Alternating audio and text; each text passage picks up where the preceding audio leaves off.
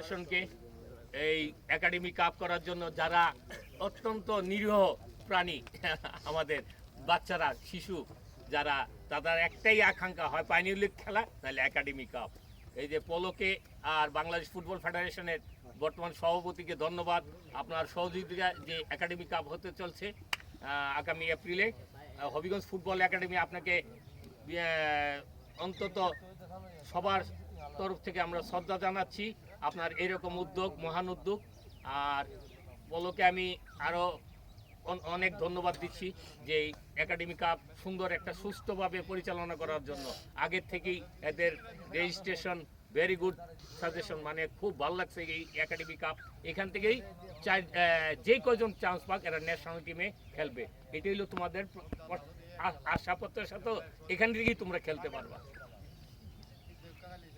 আমি মুক্তাদিকে অনুরোধ করবো এটার প্রতি গুরুত্ব দাও, এবং এটা যদি 2-3 জন তোমার একাডেমিতে চান্স পায়, এটাই তোমার জীবনের সফলতা।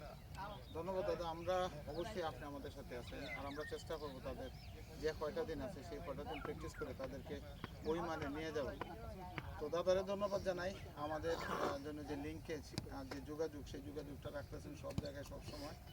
আর আমরা চেষ্টা করবো নিজেদের যে ঐকান্তিক প্রচেষ্টা, এই প্রচেষ্টাটা থাকতে হবে, নিজেদের ইচ্ছা থাকবে। আচ্ছা, আর হবিগঞ্জবাসীর পক্ষ থেকে আমি একটা হবিগঞ্জ ফুটবল একাডেমি যারা 1-11, 1-12 আগে যারা প্লেয়ার আছেন, যারা ছোট, তারা সবাই অবিলম্বে মুক্তাদির সাথে যোগাযোগ করুন, এবং ক্যাম্পিং চলবে আগামী 15 বা 16 তারিখ থেকে ক্যাম্পিং শুরু। এখানে কোনো ছাড় নাই। এখানে একটা কথা বলে দিতে চাইতেছি যে 1-11 বা 1-11 পরে যাদের জন্য যারাই যোগ্যতা অর্জন করবে তারাই কিন্তু খেলবে এই জায়গায়। হ্যাঁ, এই জন্য তাদেরকে আমি অনুরোধ করতেছি যে আপনাদের জন্ম নিবন্ধন কার্ডটা আর মা বাবার ভোটার আইডিটা সাথে করে নিয়ে আসার জন্য। এটা তুমি একদম ফাইল করতে হবে বাই নেম, এটা অনেক টাইটারিকা আছে। আমি কিন্তু সেই জিনিসটা থেকে আমি যাইতেছি। হ্যাঁ, 16 জন তোমার প্লেয়ার লাগবে, 20 জন রাখবা, 16 জন তোমার খেলবে, আর 4 জন থাকবে স্টকে। আচ্ছা, অসুবিধা নাই, আমরা এর আগে তো গিয়ার আপ করতে পেরেছি, মানে অনেক কিছু। আজকে যারা আনছো আমার কাছে দিয়ে যাবে, ঠিক আছে?